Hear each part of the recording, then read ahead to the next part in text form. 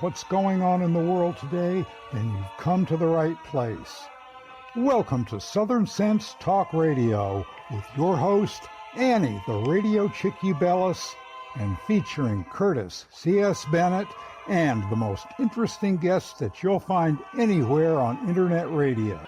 So sit back, relax, and remember, Southern Sense is common sense.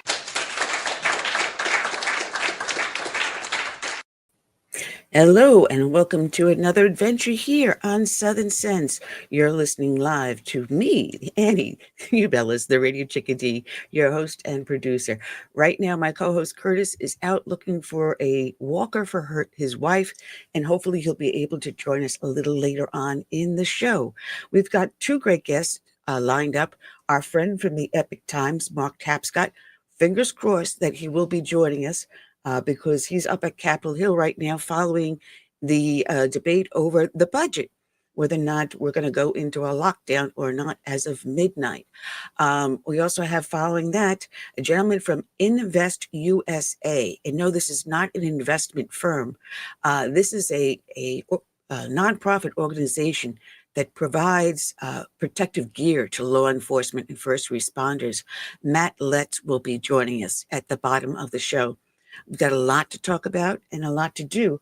And in the news, I came across something, and here we are talking about the government. This was in Just the News by John Solomon, noting that all these lapses that we've been having over the last 4 years coming from the Biden administration.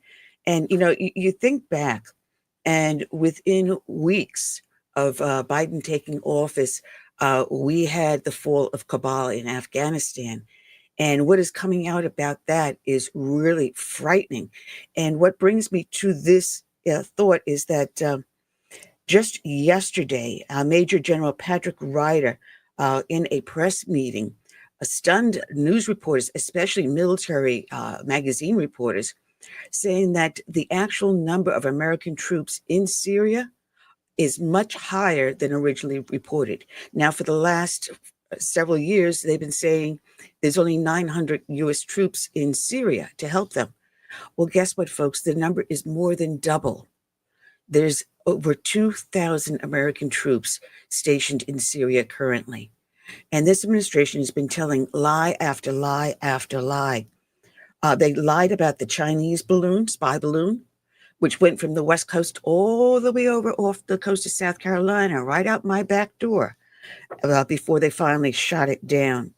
We're hearing now what's going on with the drones. There's a lot of stuff coming out, folks, about this administration and its lack of veracity that we're going to be following. You just think about it. It's just one thing after another. Let's not forget about Defense Secretary Lloyd Austin, who made it medically AWOL on the American public, and then had his deputy sworn in his cabinet position. And no one knew where he was or what was going on. This administration, with everything that's going on, and they wonder why Donald Trump won. Well, folks, we've got a lot to talk about here. And again, hopefully Curtis will be joining us shortly. But here we were told that the border was secure. Nothing to see here, folks. And what did we recently uncover? That the Biden administration for the last several years had been selling off pieces of the unused border wall, pieces that would have been put aside for the Trump administration to utilize, that you, the taxpayer, has paid for, that I paid for. And this is all going to come into light very shortly. He put this up on the market and was selling it for pennies on the dollar. Pennies on the dollar. Our taxpayer dollars going to waste. And what is happening to that money that's coming to the Biden administration on these auctions? Does anyone know? No.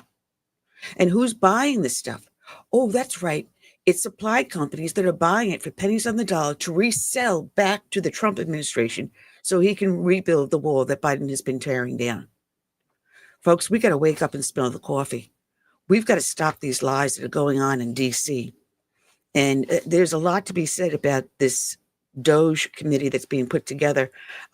Elon Musk and Vivek Ramaswamy to disperse the federal agencies throughout the rest of the United States, take the center of power away from Washington, D.C. We've already done it with the Department of Agriculture. We can do it with NASA. We can do it with the IRS.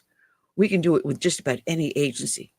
And let's stop this bureaucratic nightmare that our tax dollars are being flushed down. Man, we have a lot to talk about. I mean, there's a heck of a lot here to talk about. But those that listen to the show know that we start off each and every show with a dedication to a fallen hero.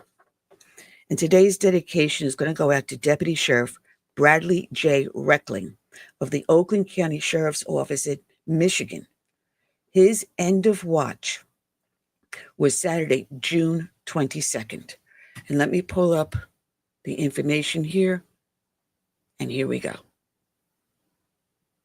Now, come on, play. But we begin tonight with a final salute to a fallen deputy. Thank you for joining us for 7 News Detroit at 11. I'm Carolyn Clifford. And I'm Mike Duffy. Oakland County Sheriff's Deputy Bradley Reckling was shot and killed in the line of duty this past Saturday.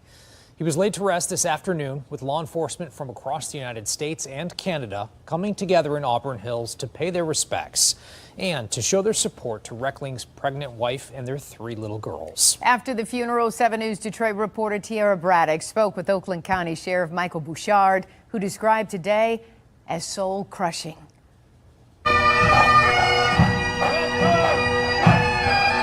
Oakland County Sheriff's Deputy Bradley Reckling was laid to rest on Friday. Radio calling badge 1972, Deputy Reckling.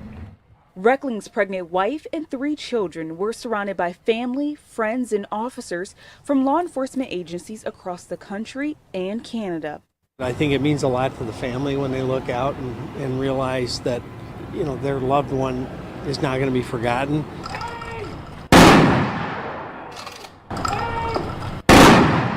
Detroit Police Chief James White and Oakland County Sheriff Michael Bouchard among those in the sea of blue. Soul crushing. I mean, our people are hurting. You know, the family, there's holes that will never be filled. It's not just a hole, I call a crater. Reckling was shot and killed during an undercover operation in Detroit involving a stolen car. The 30-year-old had been with the sheriff's office for 9 years and most recently worked in the auto theft unit. In our profession, we try to fix problems, we try to help. And there's just not a way to fix this. As the community comes together for Deputy Reckling's family and friends, the Hillsdale County Sheriff's Office is mourning the death of one of their own. Deputy William Butler Jr. was killed Thursday afternoon in a shootout during a traffic stop in Jefferson Township. His death comes less than a week after Reckling's. Meanwhile, Sheriff Bouchard says his main focus right now is to support Reckling's wife and kids during this hard time. After the funeral and after everybody leaves town, then the house suddenly gets quiet, and that bed that is now half empty. So we want to be there for them. Sheriff Bouchard says if you would like to support the Reckling family, you can do so through the department's charity, Mission Oakland.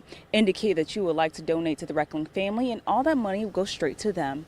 Reporting in Auburn Hills, Tiara Braddock, 7 News Detroit. And they're going to need a lot of arms around them. Thank you so much, Tiara. Meantime, we're learning bond has been lowered for the 18-year-old charged in connection with the fallen deputy's death. The new bond for Kareem Blakemore is $50,000, cash or surety. Prosecutors say Moore was in the vehicle involved in the fatal shooting of Deputy Reckling on Detroit's east side. We're told Moore admitted to running off and knowing a member of law enforcement was hit with gunfire. Moore reportedly told investigators that he did not want to cooperate over concerns of retaliation in the neighborhood. Mike?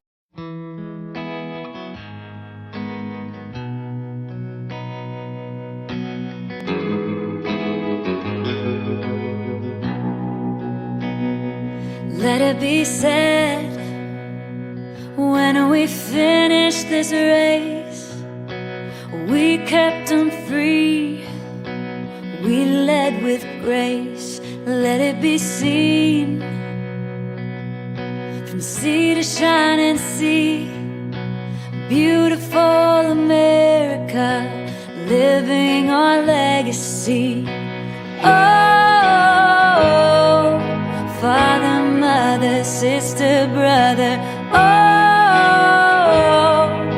we gotta learn to love each other. Oh, for the soul of the nation, for the next generation. Let us be known as people of honor, humble and bold, faithful through fire. Let us hold firm to our convictions with wide open hearts, eager to listen. Oh, father, mother, sister, brother. Oh, we gotta learn to love each other. Oh, for the soul of the nation, for the next generation.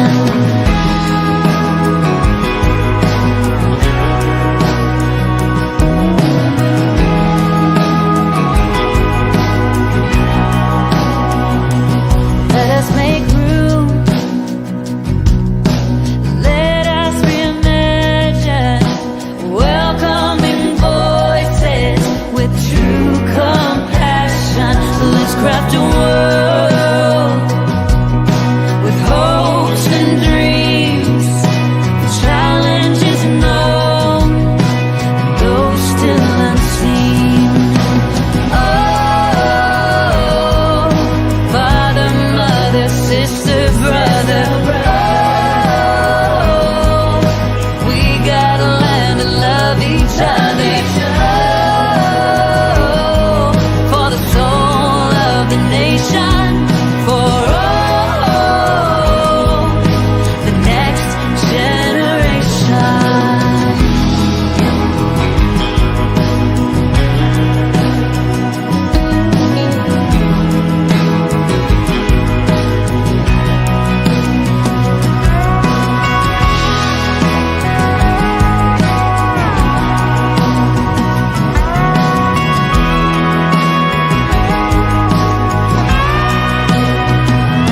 Let us be sure when our time has come, we gave them hope, we made them strong. Let it be said when we finish this race, we kept them free, yeah, we led with grace. Oh,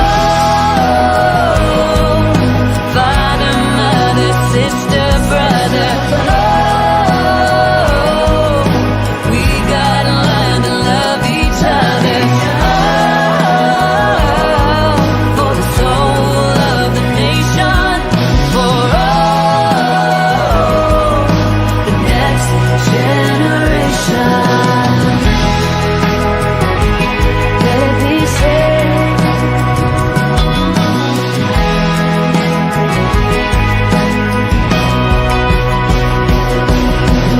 Oh, father, mother, sister, brother. Oh, we gotta learn to love each other. Oh, for the soul of the nation, for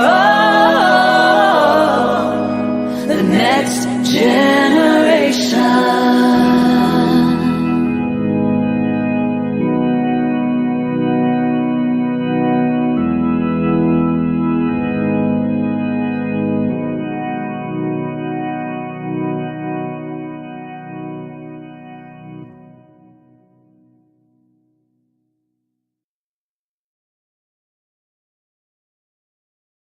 Okay, and we're back. You're here listening to Southern Sense. I'm watching it also live up on Facebook, LinkedIn, YouTube, X, up on, well, actually, it's not on our homepage because I went on my homepage today and it crashed. So I sent a quick note over to our programmer and saying, help, talk to me after 4 o'clock and let's get this page back up and running. So I apologize. If you are trying to log into our homepage, it's down. Excuse me. Got a little bit of a frog in my throat. Listen, folks, this has just been breaking up on the news, and I pulled it up on Newsmax. President Trump has filed an amicus brief with the court in Texas, I believe with Ken Paxton, looking for a stay on the sale of the border wall. He stated in the amicus brief that he clearly expressed his intention to the current administration that he intends to build the wall. And despite the fact that it's supposed to be a peaceful and calm transition, it appears Biden's doing anything to stab him in the back and deliberately selling off the portions of the border wall. This is your tax-paying money. That's approximately $300 million that's currently on the auction block of what we paid out. And these panels, 5 panels that are 5 feet in width, are being sold for $5. 5 panels, that's $1 a panel. Think about that, folks. And the stretch of the wall that's going up. And those people that are buying those panels are going to resell it back to the government and make a nice hefty profit thanks to Joe Biden. You want to talk about crony capitalism? It's not coming from the right. It's coming from the left here, folks. I mean, this is a theft of your money, clear and simple. And there's 3 places that is covering 3 stations of removal of Nogales, Tucson, and 3 Points, all in Texas, according to the Daily Wire. So let's see what happens if this amicus brief puts a stay on the sale.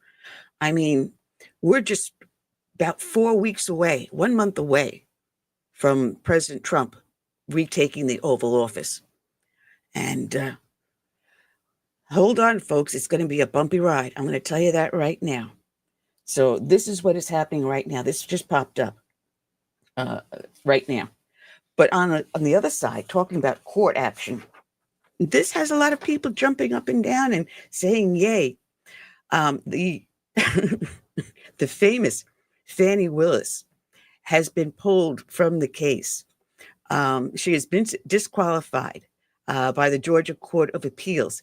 She's the district attorney in Fulton County that has filed the criminal charges for election interference against Donald Trump, and I believe it's 17 other individuals.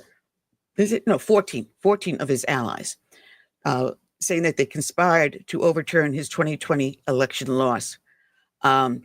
Judge Scott McAfee, the trial court judge, has rejected a defense claim that Miss Willis's relationship with the lawyer she hired had given her a financial stake in the case, but he found that the relationship had raised, quote, a significant appearance of impropriety that needed to be addressed, and he effectively forced Miss Willis to dismiss the lawyer, Nathan J. Wade.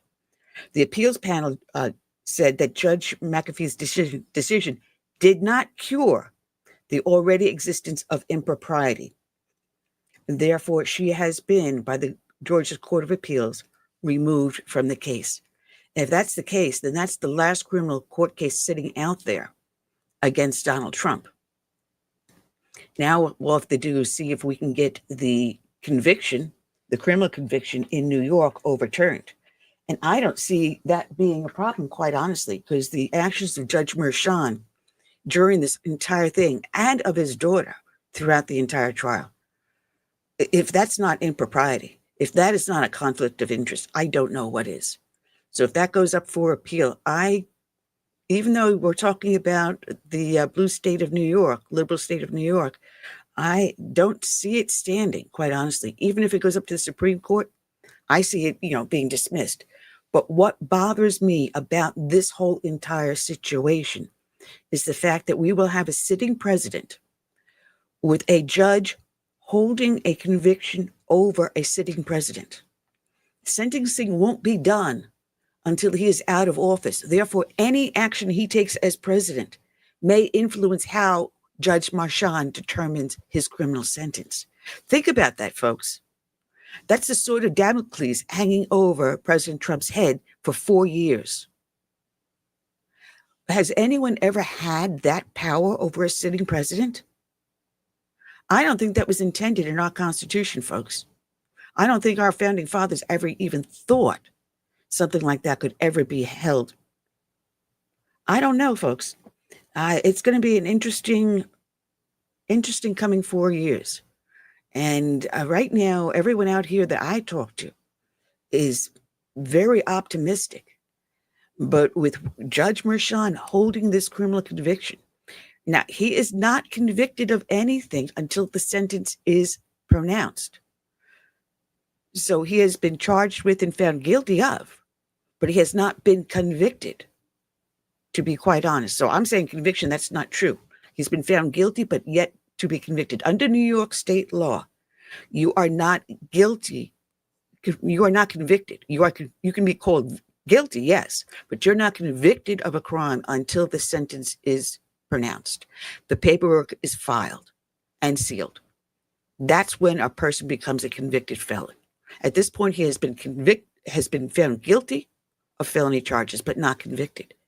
So what that sentence is may determine on what Trump does in office for the next 4 years. And I see a flurry of law briefs going back and forth to reverse that.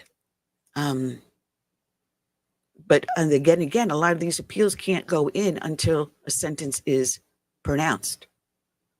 So how do you overturn a conviction if there's no conviction there? How do you bring it up for an appeal if he hasn't been convicted and sentenced yet? And this is where the legal dance goes on, folks. I'm not a legal scholar. I'm not an expert. But I do know the basics of New York state law. And I do know that until he is convicted, there cannot be the proper paperwork to bring it up to a court of appeal or even to the Supreme Court. So this brings a very interesting situation. And what I think I want to try to do in one of our next shows is to bring on a constitutional attorney to discuss this and the aspects of it and what avenues he and his lawyers may have to stop this sham. And this is exactly what it is. It's a sham. It's a show. It's a joke. It's an absolute joke. All right. Meanwhile, we're waiting for Mark Tapscott to call in. And as I said, Curtis has... his wife had some surgery yesterday, and it appears she needs to have a walker, and he's out trying to shop for a walker.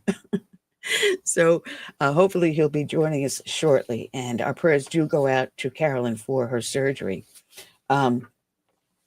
Talking about elections, this I found rather amusing. Sometimes you just can't make this stuff up. I know that there is a certain town in Nevada, and I don't remember what the name of it is, but I do remember hearing about this years ago, that if there is a tie in an election, they will actually flip a coin.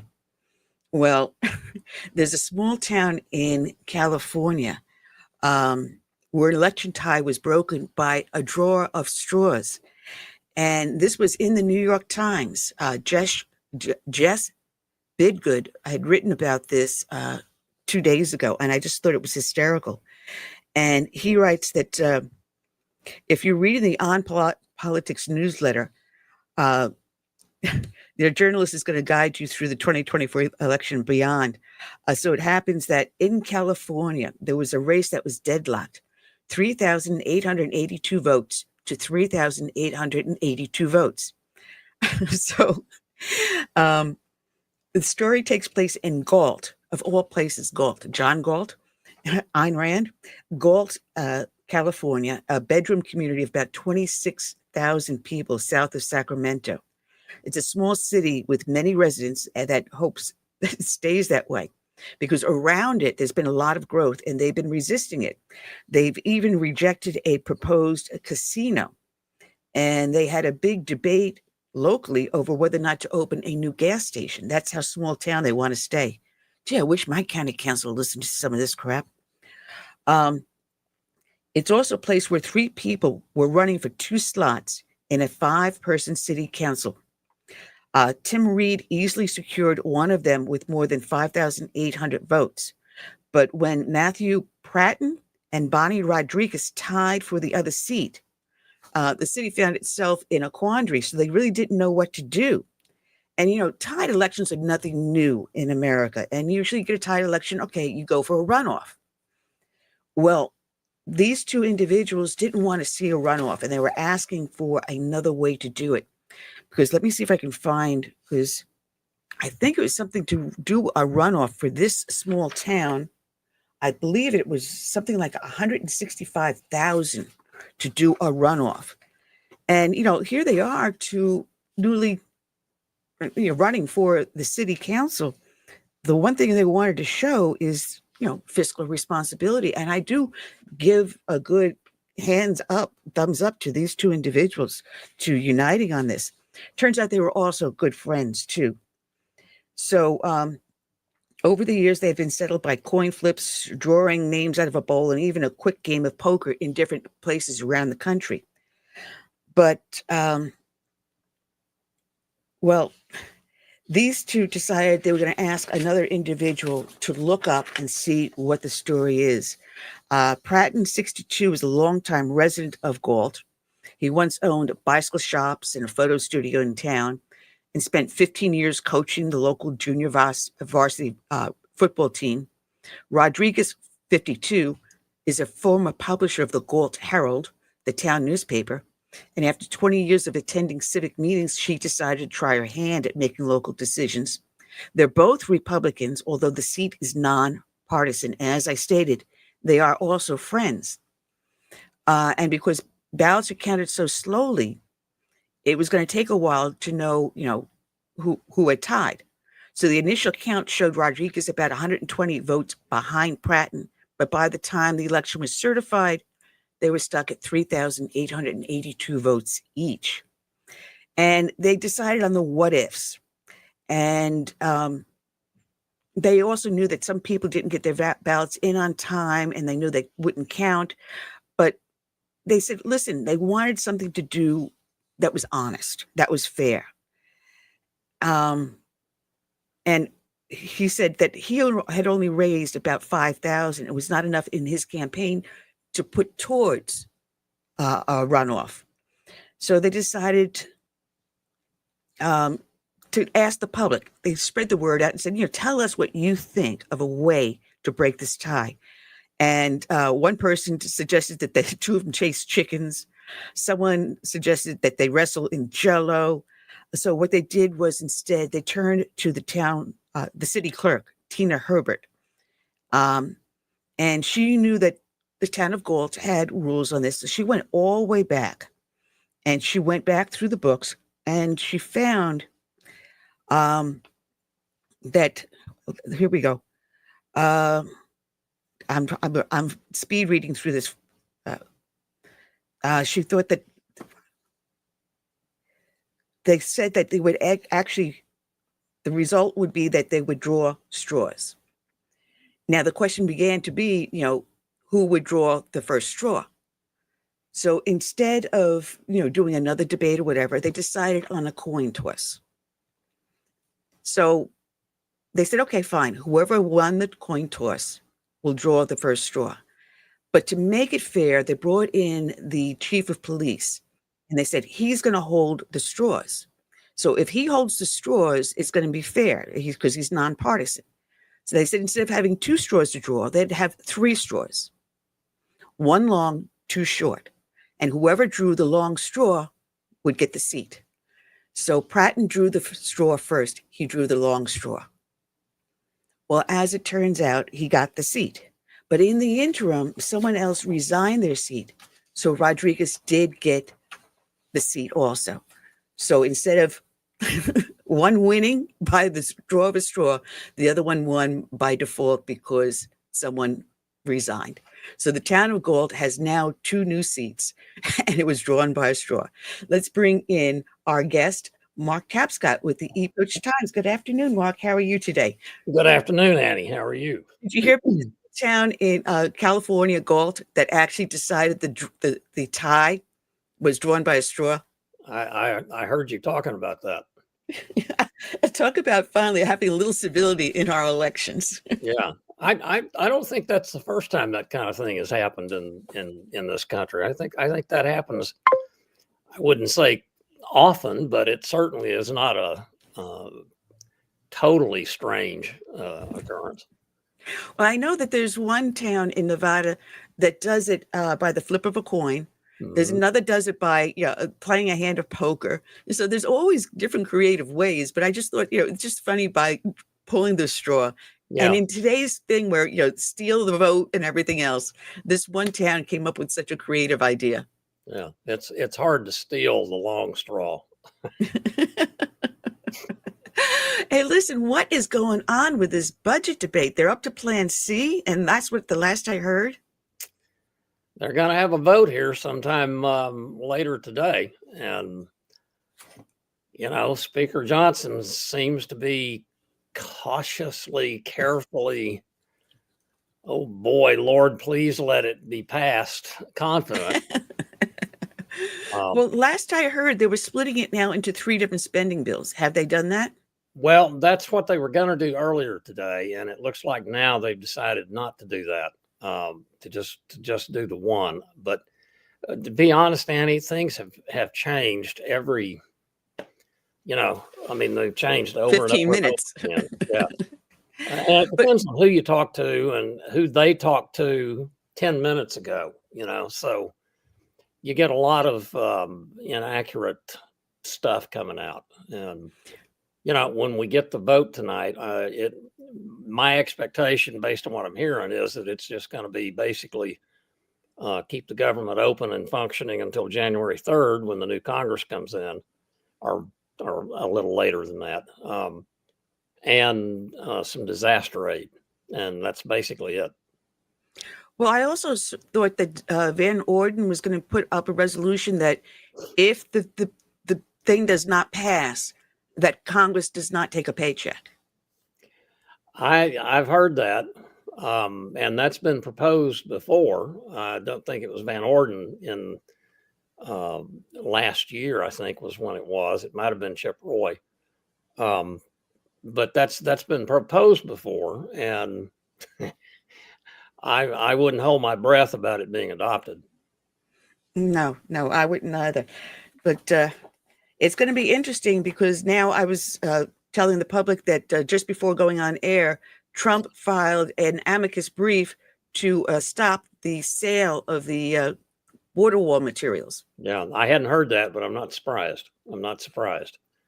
I have to say, when I first heard that the Biden folks were doing that, selling off the construction materials for the wall at 5 cents on the dollar, that just struck me as being so junior high-ish, Yeah. Yeah. Well, I pulled up the auction site and they were selling 5 panels that are 5 feet in width for $5. I'm going, that's crazy. No wonder why Ken Paxton says we'll buy it up, but all these other guys are now buying it up so they can sell it back to us. Yeah. That was $300 million worth of panels. Yeah. And now we get to pay for it again. And this is not the first time, because I was reporting about Biden selling off parts of the wall back in 2023. That's true. Why wasn't anyone in mainstream media talking about it? Now it's a big deal. Well, there was some coverage of that when Biden first started it, and none of the Main Street people picked it up because they didn't want to, because they were protecting Biden. But now Biden is doing it in such a blatant way. I think they've all picked it up now, probably because they think it's funny. Oh man, the stuff that this administration is doing on the way out the door is absolutely outrageous. And we've been saying it for the last 4 years that Biden's not in control. But finally, mainstream media is picking up on the fact that the ball is not rolling inside the noggin. I tell you, Annie, and I'm speaking now as somebody who's devoted 30 years of his life to reporting the news. And when I say reporting the news, I don't mean slanting the news. I'm an old school a journalist. I believe you give both sides and you let readers make up their own mind. And you ask tough questions from everybody. And if they don't answer, that's news, you know. Having said that, the mainstream media, journalism as we understand it in this country for the last 50 years, the fact that they bought the Russia hoax, reported it as fact, accepted Pulitzer Prizes for doing that, and then we find out it's all based on basically Democratic propaganda that Hillary Clinton paid for. They should have given those Pulitzers back and apologized to the American people. They didn't do that, and they're not going to do that. Now we have the Wall Street Journal telling us what we all, it was staring us, the whole country, in the face. Joe Biden's, he's an older man. He's got problems that older men have, that I'll probably have when I'm that old. But never, not you. I hope not. They covered it up, and they knew that they were doing that. See, that's the thing that to me as a journalist, it's embarrassing. It is embarrassing for the profession of journalism, and the fact that we're now seeing people like Joe Rogan being more trusted than the New York Times. The New York Times, that ought to ring some bells in somebody's head. Jeff Bezos told the Washington Post newsroom a couple of weeks ago, reality is the undefeated champion, and the reality is they are losing their audience. Yeah. You know? They're fleeing. People are fleeing, and they're coming to people like us, podcasters. They're coming to the Epoch Times. They're going over to Newsmax. They're going over to One American News. They're going over to the alternative news sources, and they're finding that mainstream media is now lamestream media, which we have been saying for years. Yeah. And I'm not a reporter. I never pretend to be. I'm an opinion piece. Yep. I will read the news piece, or we'll make comments on it. But I don't pretend to be a reporter. Yeah. Even though I did once, not pretend, but actually was. The local newspaper used me to do local articles. And, it's a fine line when you do write these to keep your opinion out of it and simply give the facts. Yep. It's not really hard to do, but it's very fine line to very easily cross over. Well, it becomes very difficult to do when you begin identifying your own political opinion as reality. And everything that is contrary to your political opinion as misinformation, disinformation, et cetera, et cetera, et cetera. That's when you are beyond being able to do the self-critique that journalists are supposed to do. How do I know what I'm telling my readers I know? And how can I verify that? How can I validate, prove what I'm telling them? My hope is that, and I'm kind of confident about it. I think the podcast world is going to become, in many respects, the daily newspaper of the future.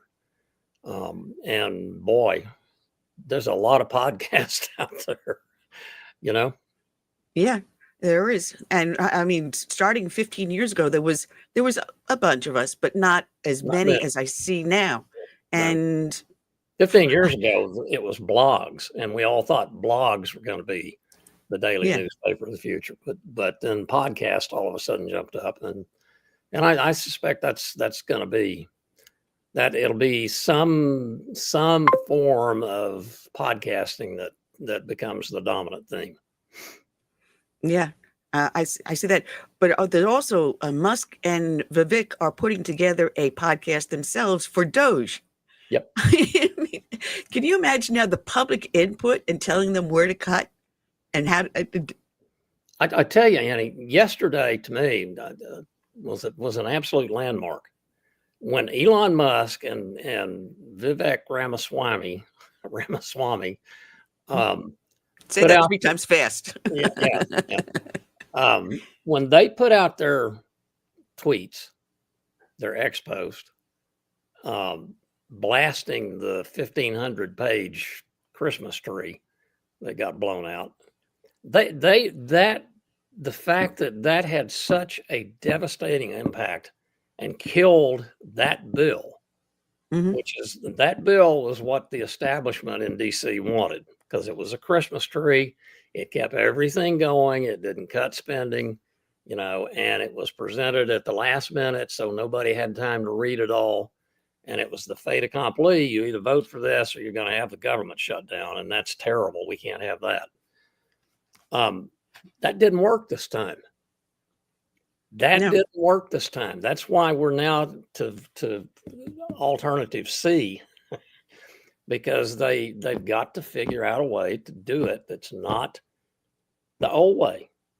Business as usual. Elon Musk and Vivek Ramaswamy and Donald Trump have killed business as usual in Washington. Well, I've got one thing that confuses me, though, because I could not understand why he called for the removing of the debt ceiling. We've been screaming for a balanced budget. We've been screaming for controlled spending. And yet he'd hand them a gift saying, go ahead and take the ceiling off. I don't understand that. What am I missing?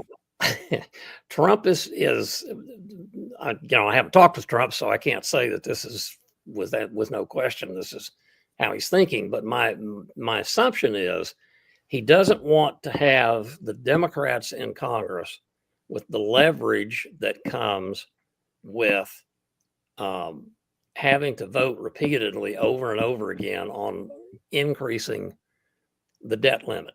And what he wants is put it up enough that I don't have to worry about that for the next 4 years.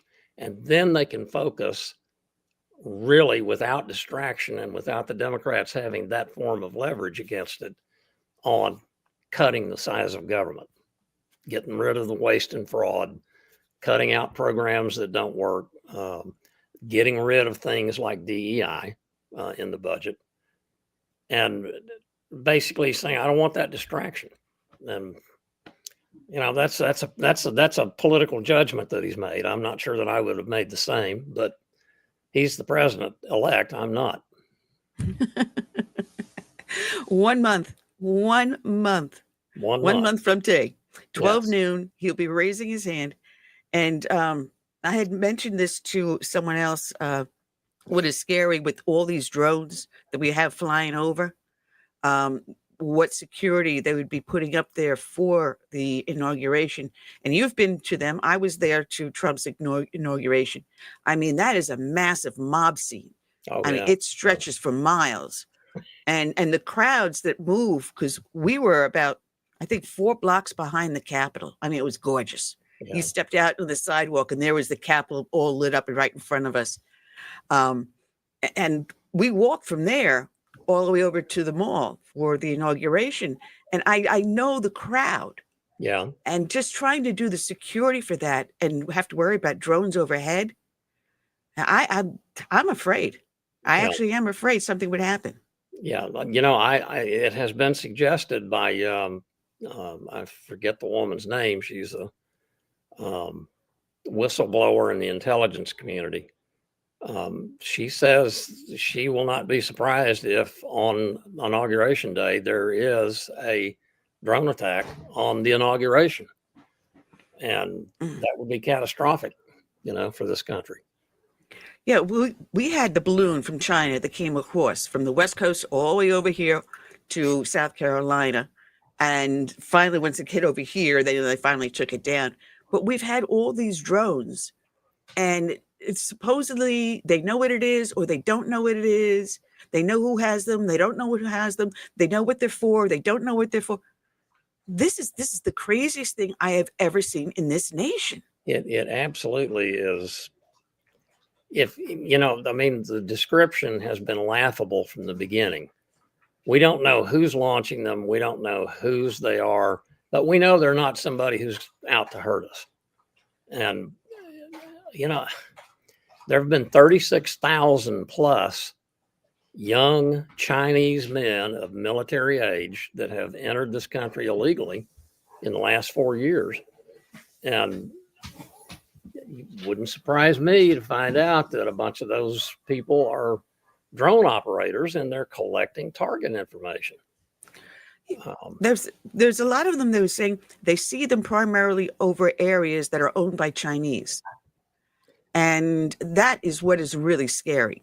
And well, I'll tell you what concerns me the most is, you may have seen last weekend, Wright-Patterson Air Force Base in Ohio, which is a very important facility. They had to close it down over the weekend for, I think, 4 hours because of drone activity. You know, that's not amateur drone operators. That's something else. No, and there was reading also that one Chinese national was arrested because he flew his over one of the Air Force bases. Yes. But when he was flying it, it got caught in the tree. So he asked someone nearby to help him get the drone out. Jeez, you can't fix stupid. Yeah, you can't fix stupid. But on the other hand, that might have been done purposely to lend credence to the idea that, well, this is just a bunch of amateurs, you know. Something to think about. Well, I know it looks like you got to run, so you're getting the signal over there. Yes, so, Mark, you're getting the eye. Yeah. Well, thank you for joining us. We'll see you in 2 weeks. So, Merry Christmas and Happy New Year. Have a very enjoyable one. And the next time you come down this way or I get up to DC, we still got to have that cup of coffee. You got it. You got it. All right. God bless, Mark. You take care. See you later. All right, Mark Tapscott, welcome back onto the show. I forgot you've been on once before. Michael Letts of investusa.org. Good afternoon, Michael. How are you today? I'm doing great, Annie. So good to be able to be on your show again, and we appreciate the opportunity. Thank you. Oh, thank you. You and I were sending little notes back and forth, and I had not realized that you happen to be a neighbor of mine. I don't know why my camera keeps doing this. Second, I move my little mouse over in one direction, it changes my picture. Stop that. Stop that. That you happen to be a neighbor of mine. So hopefully you'll travel down here to the Low Country and meet us. Yes, by all means. You are in either Beaufort or in Charleston. Which one is it, Danny? Beaufort. Beautiful Beaufort. The home of the Beautiful Tri-County. place. I love Beaufort every time we get down that way. We'll look forward to doing it again here very soon. Yeah, well, you've got this organization, investusa.org, and when you were on last time, you were just dealing with getting ballistic vests to law enforcement, but you've expanded it over the. What was it? About 2 years ago you were on? I have to apologize. I think so. I think you're right, Anna. It was about 2 years ago, and so much has occurred. Of course, a lot of positives occurred. I mean, we've got fixing to have a new administration come in here in January, and we couldn't be happier for it, A, and B, law enforcement couldn't be happier, B, because it's been a rough 4 years for law enforcement, I can tell you that. Oh, tell me about it. Tell me about it. I honestly can't imagine what it'd be like today to wear the uniform. It was tough for us in the 80s. Right. And well, I will tell you this. We had the riots back then, but nothing like we got now. Right. And the sad part about it, Annie, is this, and this is not just me, but, of course, we're all over the country. And everywhere I go, the saddest thing I hear is from veterans who've been in law enforcement such as I, for like 30, 32 years, saying, I tell my son, if you can do anything else and be happy, please don't wear the badge. That's sad. That's sad that we have that kind of legacy now. We developed it, especially over the last 4 years. Mainstream media has played a part. Of course, the administration's policies have played a key issue as well. But, mainstream media has just villainized law enforcement. We're nothing but brutes, racists, you name it. That's us. Not worthy of respect, not worthy of being treated appropriately. And as such, we've got an awful lot of law enforcement officers that have left the field, as you're well aware. We thank you for your service with NYPD years ago. But it's a different ball game now. It is. And it's a shame because when you don't allow quality people to come in, people that are dedicated to service, you get a poor quality and you're going to get poorer service and you're going to get more problems. And you're there's exactly no right. solution to that. It's a complete downward spiral. There's a new Hollywood movie coming out. I forget what the name of it is. It's where a martial arts USMC battles a small southern town with all the bigoted cops in it. I mean, come on. There they go once on, again, Hollywood. reinforcing that image. Yeah, really. A matter of fact, I was reading that Derek Chauvin has an appeal coming up requesting that, oh, good Lord, brain fart, the riots, the guy's heart is going to be tested in George autopsy. Floyd, yes. Thank you very much, brain fart. And I'll tell you the awesome part about that is I am convinced that he was railroaded in that particular case, that George Floyd would have died because of the chemicals he had in his system, because of the adrenaline rush. It had been something else he'd have been doing. And they railroaded, of course, the administration wanted to appease its base, anti-cop base, the Black Lives Matters, Antifa. And so they used that as a railroading situation to convict a cop who was innocent, quite frankly. We saw it with Derek Chauvin, then we've seen it with Daniel Penny, and thank God he was acquitted. We've seen it with the J6ers. And correct. How many former military or active military and active law enforcement are now behind bars because they went to Washington, D.C., and unjustly so? More than we care to acknowledge, I can tell you this administration does, but you're exactly right. Here's the amazing thing. This administration is going to make sure that there is accountability held. We were just down in Mar-a-Lago with, of course, Tom and Cash, and Pam, and the rest of them. And I can assure you that this is what I tell the media across the country. This is not retribution coming. This is holding people accountable. And it's quite time. We have not done that for years. It's time we hold people accountable. I don't care what your position is, what your title, or what your bank account looks like, or what party you're affiliated with. If you commit various acts, you should be held accountable just like any other American citizen would. And that time is coming, and they're very concerned and very scared on the Hill because of it, and rightly so, because the things that we have allowed this government to do over the last years are going to make people nauseated, shall we say, when it comes out. And it is coming out. You're beginning to see it now, slowly but surely. Change is on the horizon. Yeah, and maybe you might see justice and law and order return, and maybe see pride, because we've got our 250th. Correct. Right? 250 years, these United States stand, and it's going to be coming in and be celebrated under Donald J. Trump.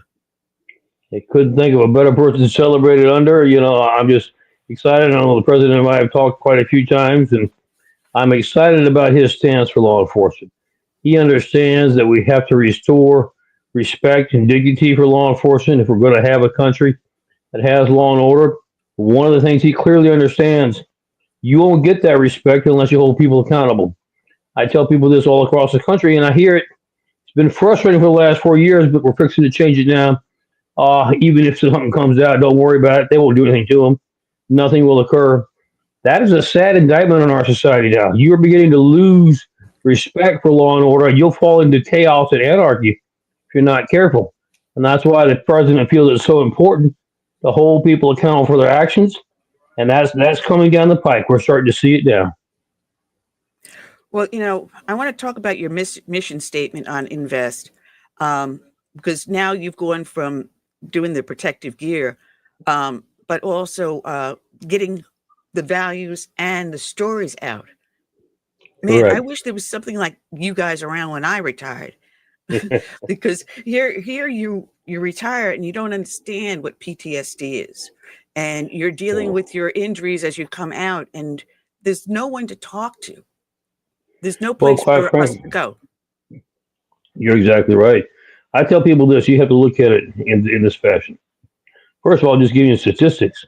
Roughly almost 80% of officers who serve now come from a military background.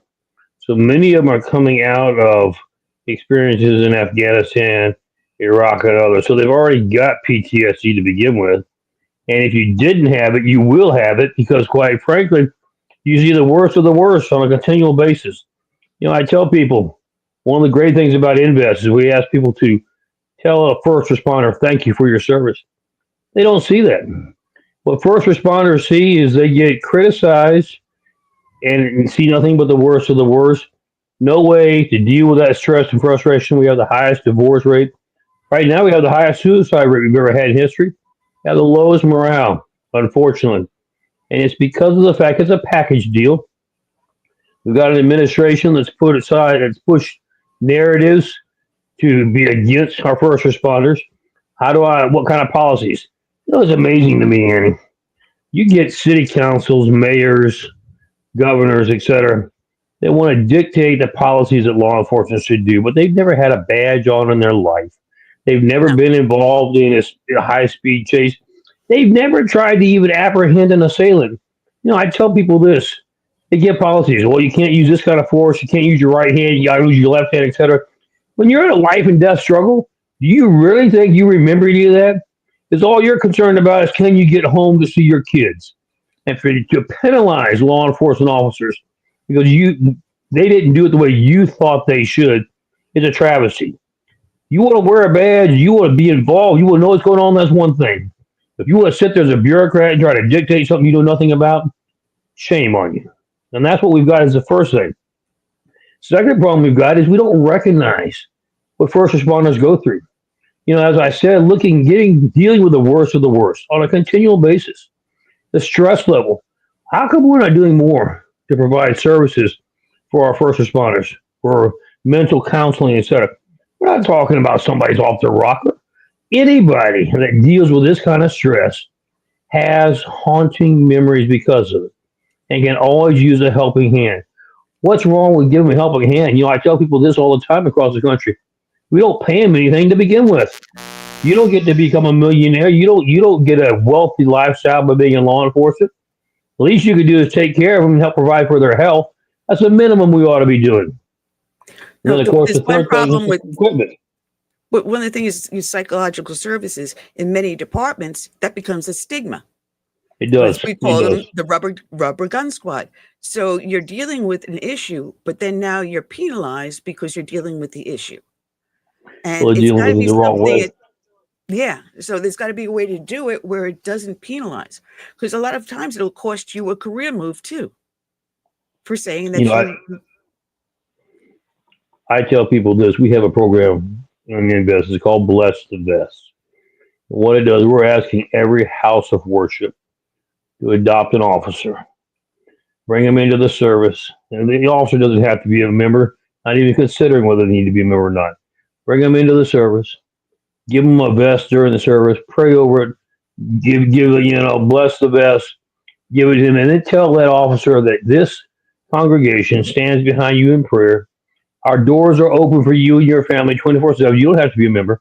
Anything you ever need. Then what we need to be doing is taking police chaplains and those who are trained in PTSD and letting these officers go to these houses of worship so there's no stigma in having to go to the upstairs, the fifth floor of the precinct. Everybody knows where you're going, and allow them to get the help that they need whenever they need it. That's crucial. And quite frankly, I know almost every church that I'm aware of would volunteer their services to do that. It wouldn't even cost anything. It's just a matter of coordinating. It's a matter of somebody caring. Here's the point I'm driving, Annie. We haven't cared for our first responders. When we were involved in the midst of Iraq and, Operation Freedom, etc., we had great patriotism, as we should, for our veterans, for those that are in the military, wearing the uniform, fighting for our freedom. We've never done that to our first responders. Name to me a time when we have put an emphasis in this country on thanking and showing our appreciation and providing the resources necessary to our first responders. You can't. It doesn't exist. Only time I know is immediately after 9/11. And I know that my church used to every year do on 9/11 a service, but they haven't done it for the last several years. They do it for the military, and they ask them to stand up and be recognized twice a year. Right. But you never hear once for a first responder. You don't, unfortunately. And quite frankly, I think part of that problem is our government. We have National Law Enforcement Week now. We have, National Law Enforcement Memorial Day. Nobody knows about it. Everybody knows about Veterans Day. Everybody knows about Memorial Day. We don't know anything about issues for law enforcement. Our government has done a very poor job of backing our first responders and emphasizing the fact of how much they provide to keep our society safe and free. And when you don't show, here's the problem. When we started this administration, talking about the Biden administration 4 years ago, we had roughly 1.2 to 1.3 million sworn officers across the country. As of today, Annie, we're under 700,000. That's almost a 50% reduction. You can't provide the services for safety and security for a country when you're that stretched, when you're that thin. And now get this, and I'm backing Tom, our new border czar, with everything I've got. We're asking Tom to take these thin blue line that's almost broke. We're going to supplement it with military. But the tip of the spear will be these first responders or law enforcement. We're going to put them on the line and risk their lives against these drug dealers, these human sex traffickers, these terrorists, and these people from other countries who are villains, murderers that have been let into this country. And we're going to ask them to go in and start cleaning it up, arresting them, deporting them, making America safe again. And the criminals have better protection than our cops are going to have. Now, that's just absolutely disastrous for this country. We should never be having conversations like we're having now, Annie. But unfortunately, we have to. Because, quite frankly, I think, the administration has destroyed it. And I'm not so sure the American people really understand how bad it is. We're going to make sure they do. Trust me, we're going to make sure they do. No, I lost a fellow officer friend of mine, Bob Machadi.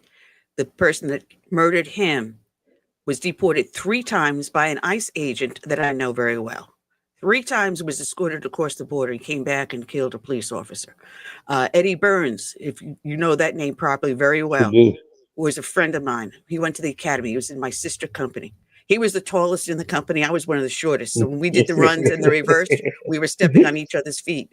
His dad's a sweetheart. His father was a police officer's brother.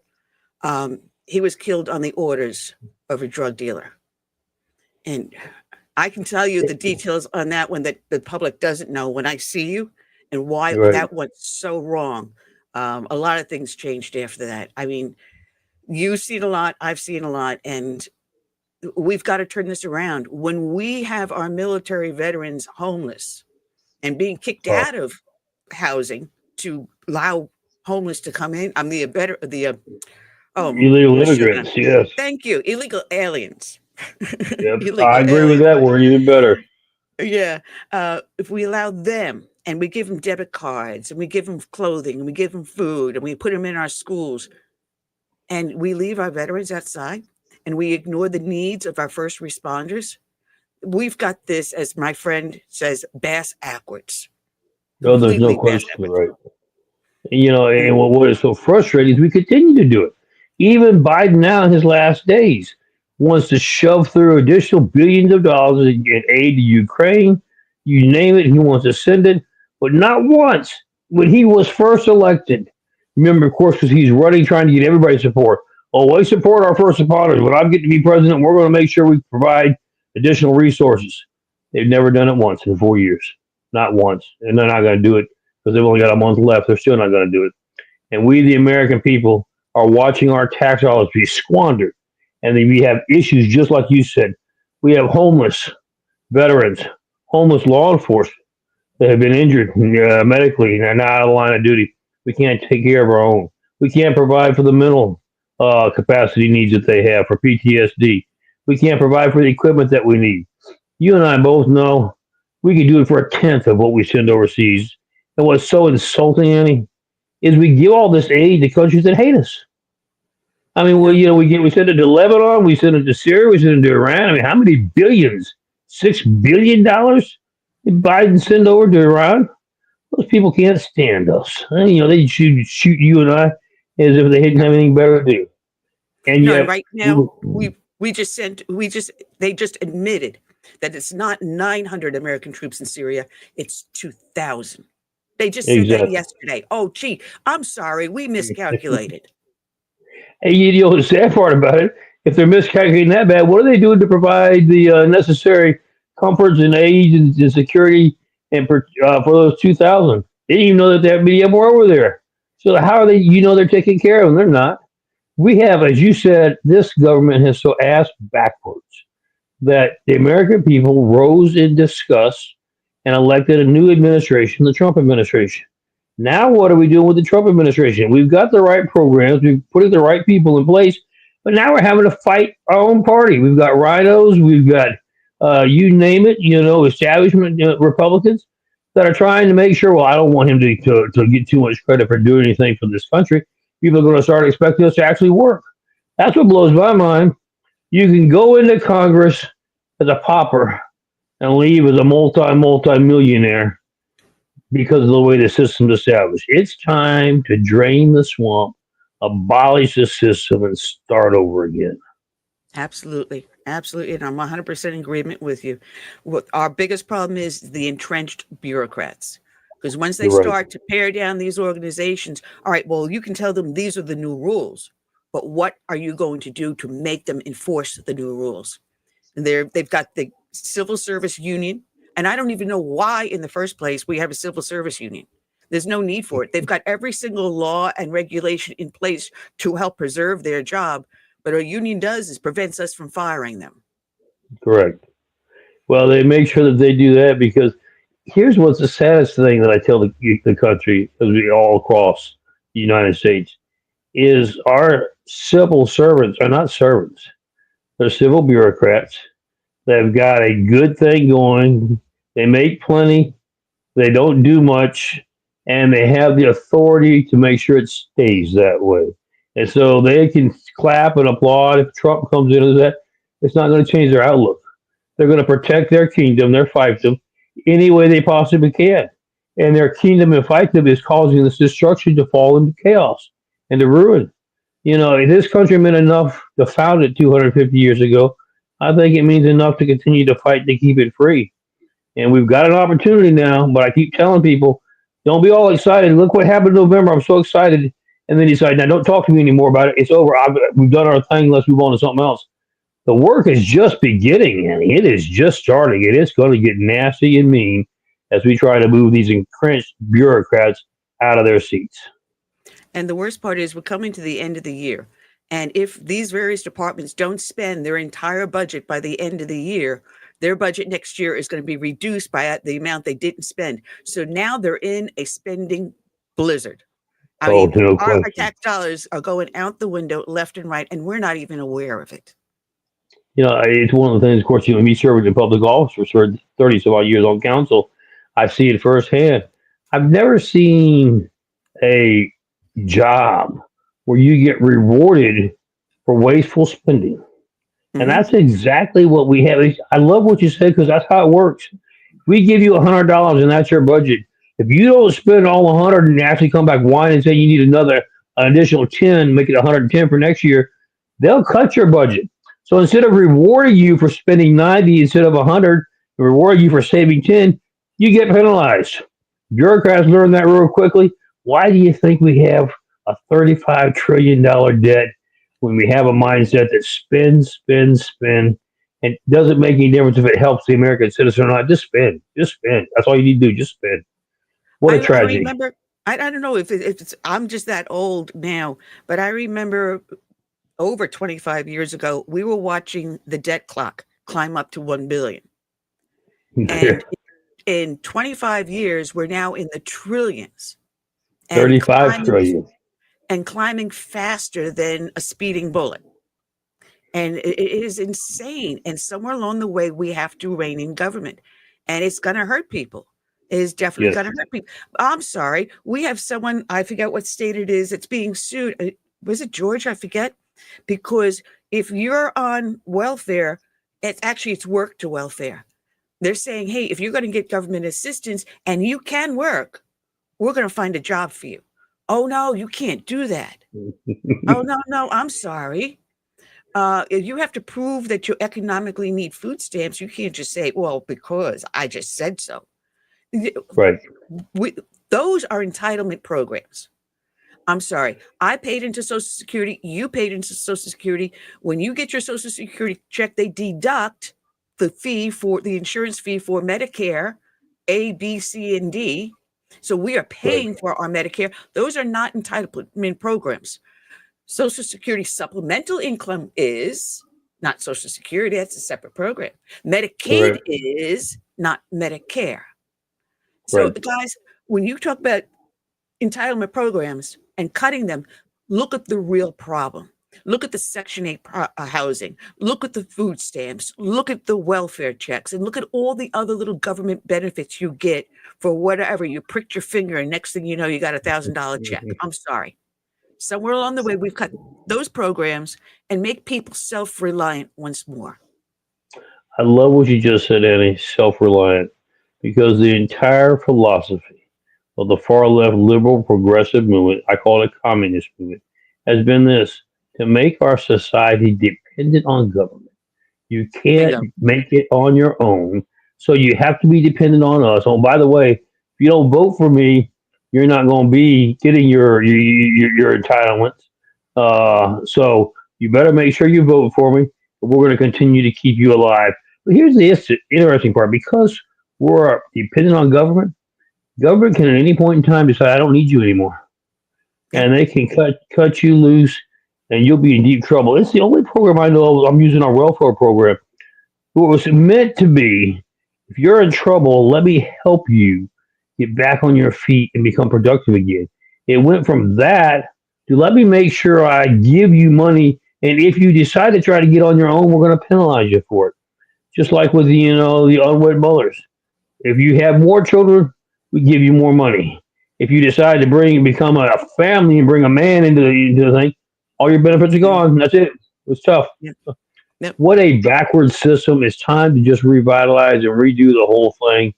And I realize that's a tall task, but I keep telling people, nothing gets accomplished if you don't take the first step forward. It's time to move forward. We're going to do that. We've got the commitment under this administration.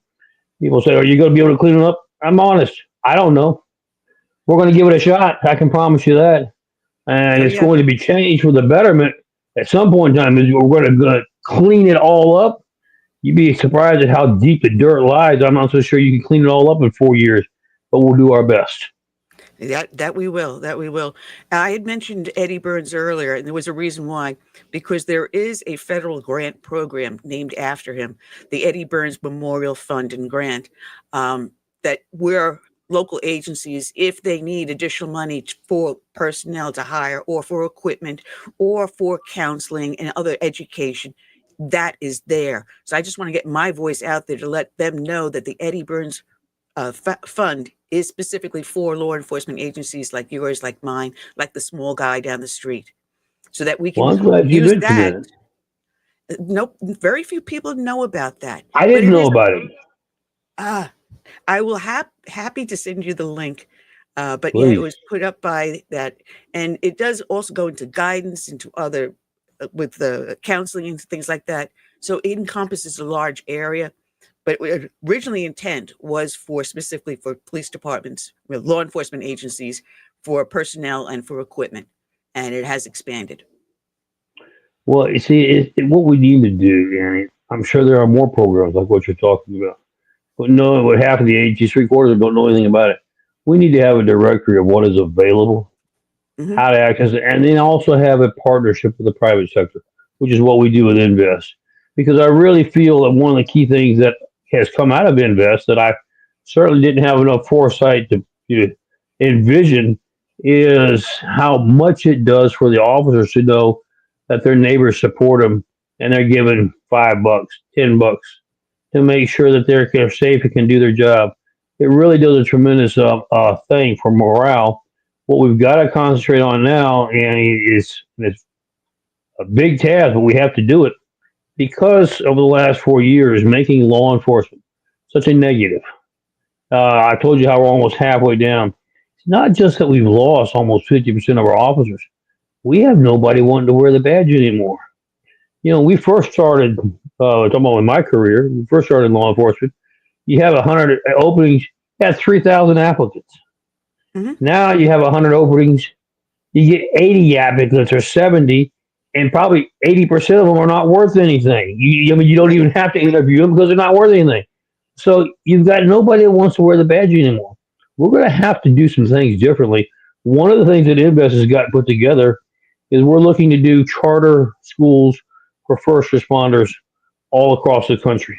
In every state, have them all over every state. And what is this? You remember when we had the nursing crisis, that initially we decided, okay, let's go after them in college, recruit more nurses so we can deal with this medical situation. Quickly found out that while that is helpful, most people by the time they're in college have figured out what career path they're going down. You need to get them earlier. And so what we're doing is we're going to have public charter schools that we can control the curriculum to make sure that these graduates they know how to read, write, and do arithmetic, okay? But then you're going to be able to choose a path. You need to be there by your sophomore year, your freshman year would be preferable. And you can either choose law enforcement, firefighting, or EMS.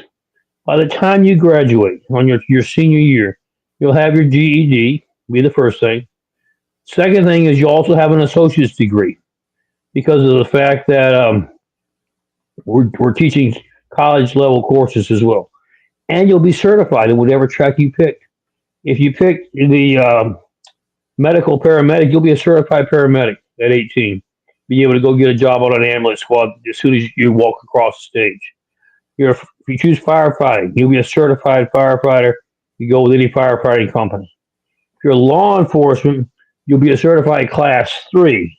Now, you understand class 3 is just kind of like in your jail system, courtroom security, things like that. The reason why is because almost every jurisdiction I know of it across the country, you have to be 21 to be a class 1. And so, of course, usually if you're graduated at 18, you got a few years. But you can still go to work in law enforcement immediately on high school graduation, get some experience. When you hit 21, you can become a class 1 and continue your career down the road. So that's what is needed to be able to replenish what we've got. We do have some people that are wanting to come back now with the new administration coming in. But it scares me as to how many people just say, you know what, there's no respect for it. You don't pay me anything. I put my life on the line. I risk my family. I think I'll pass. If we don't get this thing under control, we're going to be in deep trouble, Eddie. Well, I've got a thought though. If you take into that charter school, also add a fourth option, military. You can take those skills, and at the age of 18, go into the military for 2 or 4 years, come out at the proper age. And if you want to go into law enforcement or the other fields, you also have that additional background and discipline. I love that idea. Quite frankly, the reason I'm so excited that you shared that is that's another venue that maybe we can approach the Pentagon, the Department of Defense to partner with us to get that done. Because let me raise the point that you raised. Just in the last 2 years, we've got met our recruitment goals in the military. We're tens and tens of thousands underneath what we're trying to recruit. And the sad part about it, the same thing with first responders, we're lowering the standards where we're getting stuff that really you shouldn't be getting anyway. Why shouldn't we be raising the standard? Why should you not be an exceptional person to be in our military and in our first responders? Why do I have to scrape and get the bottom of the barrel? I shouldn't have to do that because of what you said. If I get the bottom of the barrel, that's when I get it. You remember the media loves to portray anything that goes wrong with our first responders or our military. And that's what we're going to give them the opportunity to do that by scraping the bottom of the barrel. We're going to have mistakes being making left and right. I wish I had met you years before in person, and we were years before doing the video. We have had so much more exchange. And there's one thing I do regret. You remember the South Carolina Tea Party Coalition and their conventions in Myrtle Beach? I do. That was a long time ago. What, 5 years ago? 10 years ago? Joe Dogan passed away, I think about 4 or 5 years ago. And the last one they had, Corey Lewandowski was there in place of Trump. But I think it was either 24 or 2015, Trump was coming into the convention. And I was broadcasting from there. And Joe said, Ann, I'm going to have Trump do an interview with you. I'm going to make sure he sits down. Trump shows up on a Monday afternoon. I'm on my way back down to Beaufort for a Tea Party meeting of my own group. Oh, And I was the one chance to interview him. So if you do speak to him again, tell him I do want to interview him. I was going to say we'll get that opportunity again. I mean, it's critical. He is committed to our first responders. That's why, after some lengthy reflection, because quite frankly, and I was about ready to just go retire on a remote island. I figured I'd done enough in my lifespan, but he convinced me to, nope, we got one more task ahead, and that's these next 4 years. So I'll make sure that we get something done for you. Oh, I appreciate it. I've had Peter Navarro on. I've had Judge Janine on, and I can go down the list, but I haven't had him yet. We'll get that fixed, but it is just it's exciting where we're headed. But you and I both know that we're going to have some big challenges ahead. I mean, I'm just looking at today. They're trying to continue resolution on the House side. I would have thought more out of Speaker Johnson. You can't just continue to give them everything they want, just continue to spin left and right. You got them putting provisos in there that the 45,000 workers who are working from home, not doing anything really, that Trump was going to make them come back. They wanted to put a proviso there that barred from doing that. They are doing everything they can to undermine the upcoming administration. And there's going to be some sparks fly here very shortly. Oh, I think so. And I'm mad at my computer. It keeps on taking me. And I got to figure out. As long as it keeps you close by. Well, we're down to our last few minutes, and the show is going so fast. And I thank you for calling in early. As you can see, Mark had to leave early. He was getting the signal. Time to go. And I'm sorry my co-host did not join us. Navy veteran and author. I think he's up on book number 27 he's written. Wow. But his wife had surgery yesterday, so he's running around trying to help her with it. So we'll forgive him. Well, by all means. We will be in touch and, have you come down and speak to us at the group. And I think what I had done a few years ago is back the Blue Rally.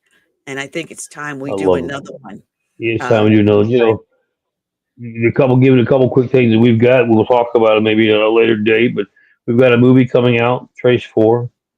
We've got 2 TV shows, Bulletproof Run and God Saves. I just released a book about 2 or 3 months ago on the problem that from a law enforcement standpoint. How did we get here? What are we going to do to fix it? So there's an awful lot of things that are in the makings, in the works, but it takes a little time. And thank for people like yourself to help us get the word out. God bless you for what you do. We can't thank you enough, Ann. Oh no, this is a labor of love, along with the Tea Party, and then being on the GOP board and everything else. So I didn't slow down in retirement. I have not done that. Yeah, it doesn't surprise me because being a first responder, being a cop is a labor of love. You can't find anybody else. They do it because they love their community and they love people. We certainly don't do it for the pay. We don't do it for the glory. Goodness knows we don't do it for the reputation because of the way the media treats us. But we do it because we care and love for people. I know you do it for the same reason, and thank you for all that you do. You've made this country a better place to be, and I'm looking forward to working with you in the days ahead. We're going to do even more, Ann. Well, I'm just one person, and to be honest, I came to it late in life. I got out of college. I owned a business. I managed a law firm, worked for American Express, and just one day I threw my hands up and I said, there's got to be something better out there. And that's what I did. I walked away. Well, but you walked away to your community, and those kind of feelings you can't replace. It's a great feeling knowing you're serving. It really is. That's what I'm trying to encourage the next generation. That's what we talk about these charter schools and all. There's great satisfaction in serving. I tell people, I've been on interviews all the last few days, back to back on the school shootings. They keep telling me, what are we going to do? What are we going to do? Let's start teaching kids that there's value in authority, value in respect, that they have a purpose in life. Quit mixing them up with all this transgender and all this other kind of crap where they don't even know who they are, giving them a bunch of pills when they feel like they're depressed. Let's give them a purpose in life. That'll change what happens in our school system. We'll restore America to its greatness once again. God bless you, and I really do thank you for what you're doing. Well, thank you. And we welcome you back, and I look forward to talking to you a little bit later on. Okay, you take care. People can find you at investusa.org, and they can make donations there to help the purpose. They sure can. Thank you so much, Ann. All right. Check out Mike Lutz at investusa.org. We're down to our last 6 minutes. We will be back here next week. Let me just pull up who I have here coming in next week. I forget. Mark Tapscott has been on today. Where's my calendar? My calendar. Okay, next week is the 27th. And we have right now Dan Ashman, who has a book that he's published of Vladimir Bukovsky about the communism. Vladimir Bukovsky passed away, I believe it was in 2021, about a week before he was supposed to be a guest on my show on his book. Well, they found a manuscript of his after he's passed, and they've published it. So we're going to be talking about that. And then a friend of mine, Trevor Loudon, who became a U.S. citizen, I met at the South Carolina Tea Party Coalition Convention when he first came to the United States. And Trevor's got his hand in a lot of other stuff, also dealing with fighting communism. So we've got two great anti-communist books and authors coming on next Friday. So we will be back, same bat time, same bat station, and I look forward to seeing you all then. So until then, I say good night and God bless. Oh, come on.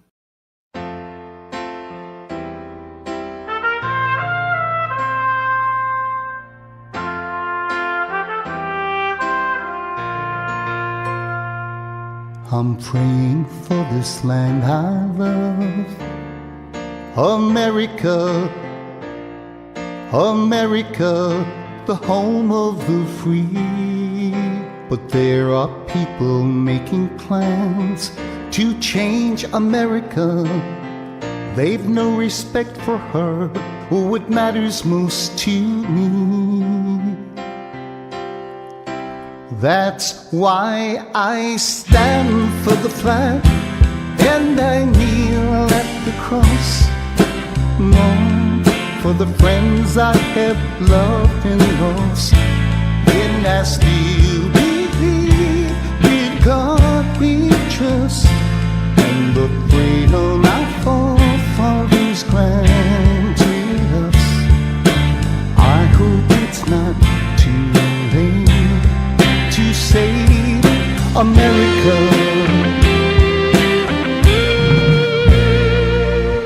Do you hear our battle cry across America?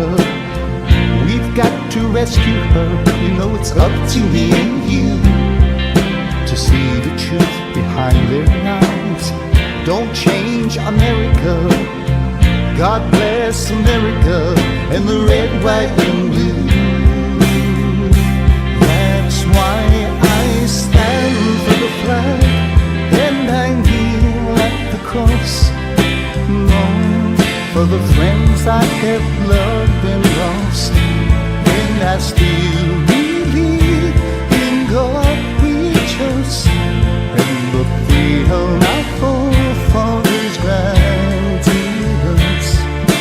I hope it's not too late to save America.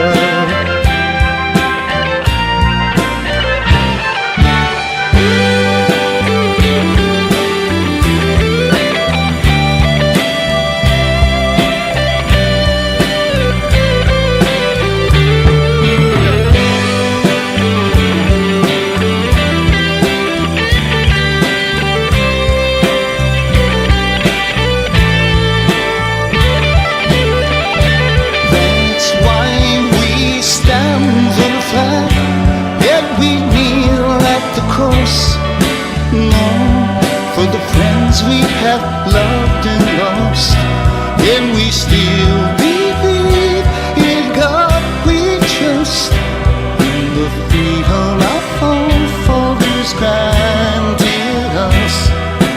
We know it's not too late to save America. Save America. Let's save America. Together we can save America.